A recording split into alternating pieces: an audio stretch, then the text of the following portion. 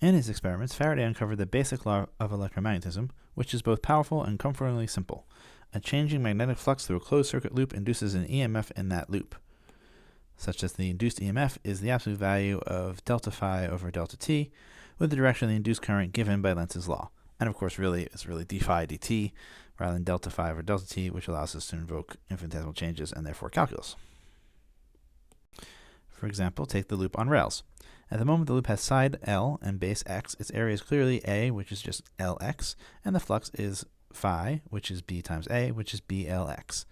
So Faraday's law tells us that the EMF is the absolute value of delta phi delta t, so the delta in BLx delta t, but B and L aren't changing, so it's just BL times delta x over delta t, which is BLV, just as we had derived earlier, so comfortingly enough, that's at least consistent. Alright, a loop of wire rests in a uniform magnetic field. The strength of the magnetic field is increasing, inducing a current in the loop. What actions would make that induced current larger? Circle all that apply.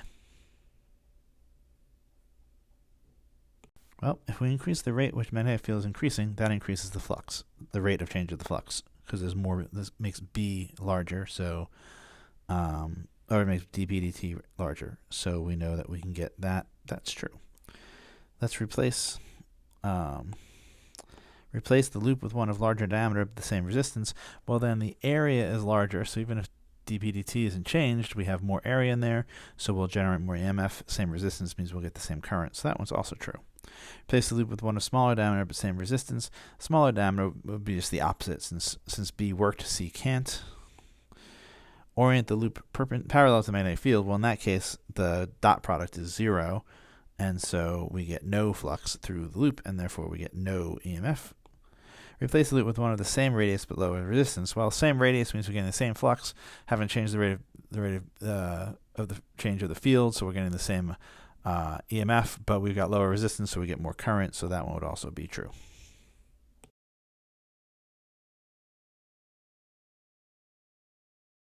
All right, consider a metal sheet being pulled through a magnetic field as shown.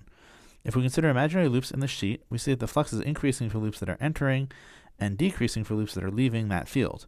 Lenz's law implies that there should be an EMF that will cause currents to flow even though there's no well-defined wire. Instead, we get little whirlpools of moving charge, which are called eddy currents. Note that the currents happen to run the same way while in the magnetic field. That's kind of weird but true from the geometry. They're all going, in this case, they're all going this way because these are trying to increase. Right, the flux is increasing, so they want to decrease the flux, and so they go that way. And these have the opposite sense, so they go that way. But in the middle, they just happen to line up in the same direction. Thus, they feel the same direction of the force, which is against the motion. This gives us what's called magnetic braking. It requires some external force to keep that sheet moving. We talked a little bit about this in the other section. A similar effect can be induced by changing the field instead of by moving the sheet. This is using something called transcranial magnetic stimulation, where magnetic induction is used to stimulate neurons in the brain. There are both experimental and even clinical applications of this. Sometimes this is used to treat certain brain disorders. So, could there be an induced EMF in a circuit loop where the magnetic field is 0? Of course there could. As long as the magnetic field is changing, it doesn't matter what its value is. So it could be going from, say, negative into positive and happen to momentarily pass through 0, and we would get an EMF anyway because it would be the rate of change of that. This is very analogous to the idea that there can be an acceleration on an object or a force on an object even when it's not moving.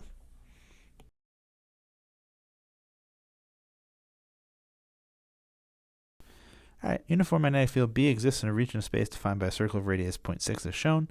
Magnetic field is perpendicular to the page and increases out of the page at a constant rate of 0.4 teslas per second.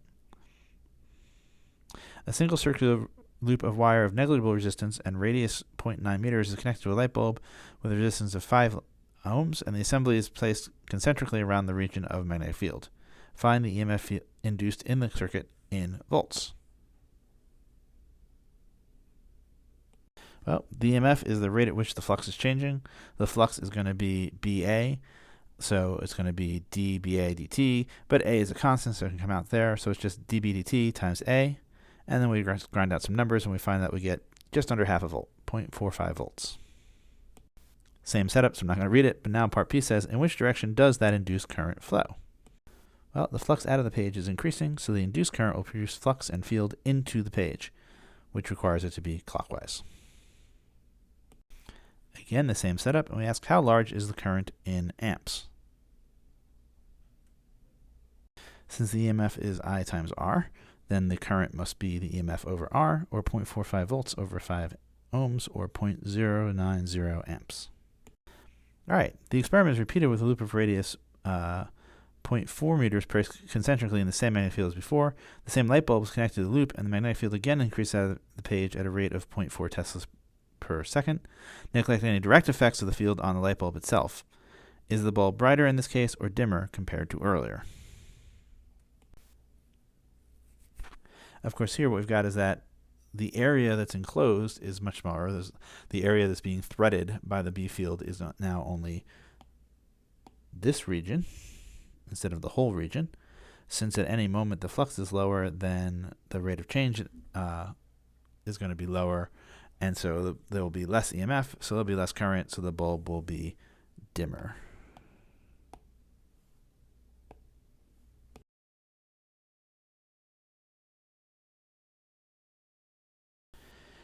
All right, a conducting loop is halfway into a uniform magnetic field that points into the page. Suppose the field begins to increase rapidly in strength. What happens to the loop?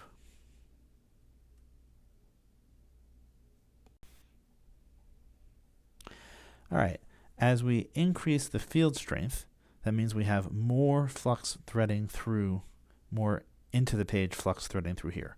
So Lenz's law says there's going to be flux, which is going to try and create flux the other way, back flux, which means I need something that would be a field that would produce something out of the page. And we can see that that would be a counterclockwise current. So we suddenly get current flowing like this. And then we say, well, that means that in this area, the current is flowing this way. And now we do our right-hand rule, and we say something down, and then something into the page, have a cross product that produces a force which is rightward. So this element gets pushed this way to the right. And of course, these elements don't get anything. Actually, that's not true. They get something, but they're equal and opposite. And this one's outside and doesn't get anything at all. So the net effect is a force to the right. It gets pushed or ejected out of the magnetic field. So this would be a way of launching this thing if you wanted to do that.